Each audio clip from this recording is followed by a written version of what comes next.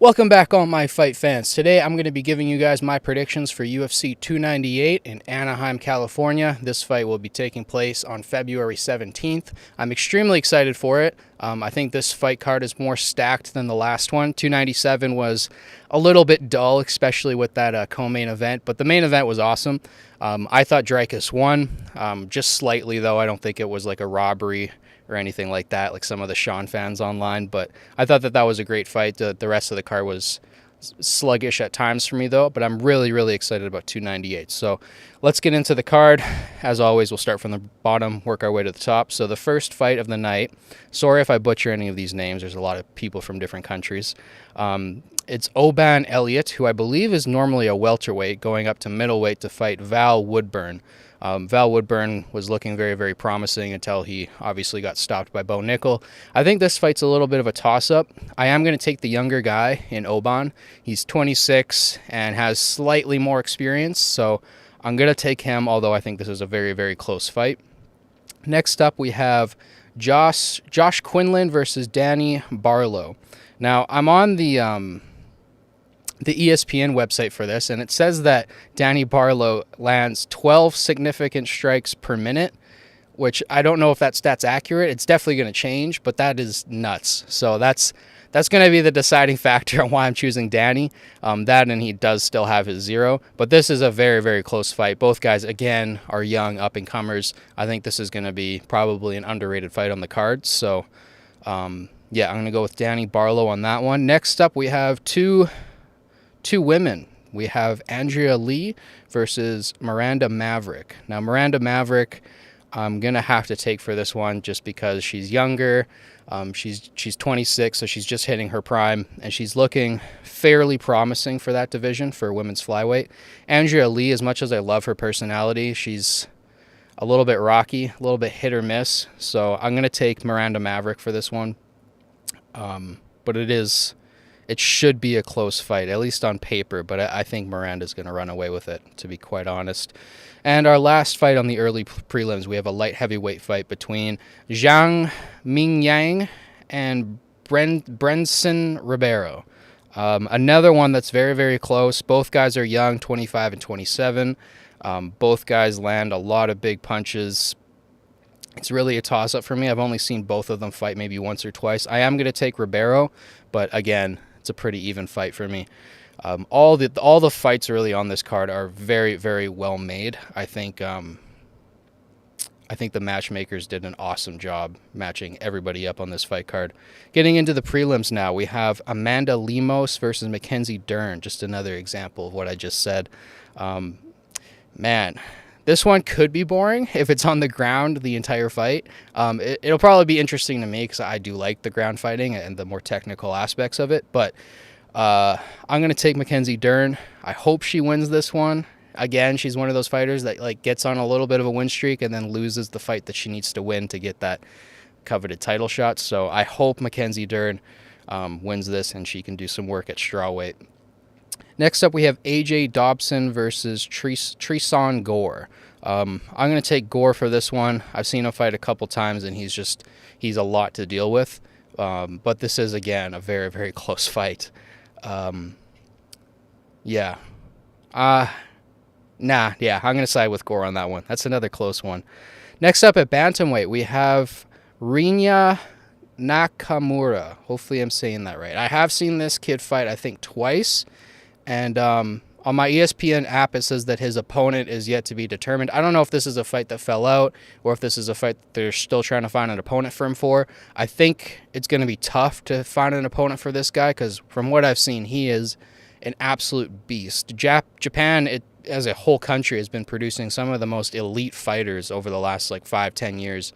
They haven't shown up as much in the UFC and MMA, but they're starting to crack through. But when you look at boxing, the best boxer on the planet right now is Japanese in a way. And the best kickboxer on the planet is arguably also Japanese in Tenshin. So I'm excited to see what Japan does. I always root for that country because they're somewhat underdogs. So I hope that kid finds a fight, and I hope it's a good one because let's go Japan. Last fight on the prelims, we have Marcos Rodrigo de Lima versus Justin Tafa. Two big, fat heavyweights just in there to slug it out and knock somebody out. I don't think this fight is going to go past round one. I think one of these guys is going to knock each other out. And honestly, this one, out of all the fights on this card, this is the one that I'm most... You can flip a coin and make it the decision for me. I don't really have any sort of lenience one way or another. It's exactly 50-50. It's not like 51-49. It's 50-50 for me. I don't know who's going to knock who out, but somebody's going to knock somebody out for sure.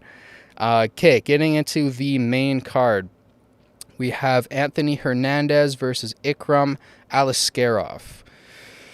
Ooh, I like Aliskerov. I'm still probably going to take him over Anthony Hernandez. This could be a fight of the night potential right here. These are two very high-level fighters. I think this is a great way to open up the main card.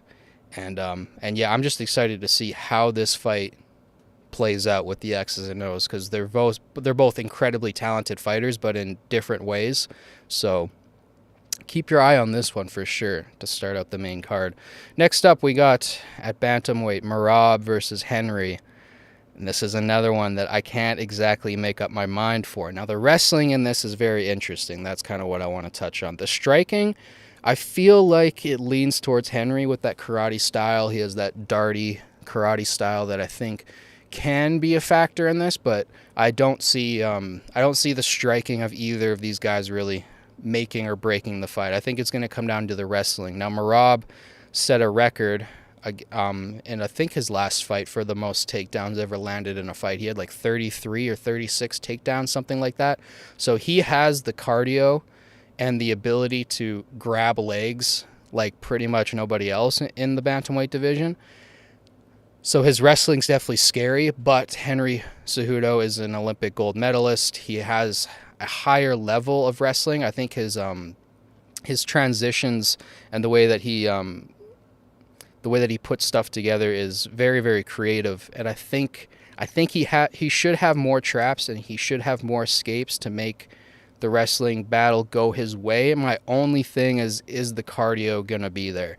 Now, I know Henry is a cardio machine. He's in amazing shape, but he is 36 now, and that's usually when you see guys' gas tanks start to leak a little bit. So it is a tough one for me to call. Like I said, in my head, I think Henry does have the better wrestling. From the last couple fights, it looks like Merab has the more aggressive, more sustainable wrestling, but it's going to come down to that. It's going to come down to the wrestling, and it could go either way, but I'm going to pick Henry.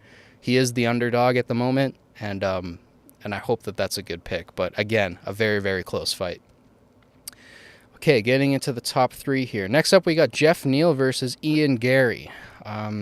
This is a welterweight fight. Ian Gary's obviously the favorite. He's an up-and-coming guy.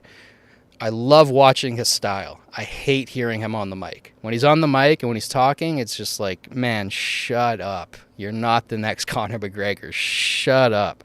But when he's fighting, man, is he exciting. He reminds me of Darren Till when he was first up-and-coming. So I'm really, really excited to see where he takes his career. I think this is an obvious Ian Gary win. I don't think Jeff Neal really has anything for him. He is kind of like one of those gatekeeper fighters that stops the up-and-coming talents from time to time, but I think Ian Gary's going to be too much for him. He's probably going to knock him on his ass and I think knock him out within 3 rounds. So yeah, I'm going to take Ian Gary for that one. Getting into the two main events, main fights of the night, these are the ones that I'm definitely the most excited for. We have Robert Whittaker versus Paulo Costa.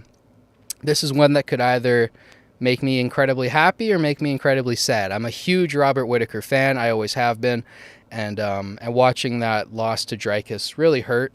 And I think if I'm being honest, this is probably going to be a similar style of fight. You have a big, brooding, jacked dude who throws wild, who if he hits you, it's over.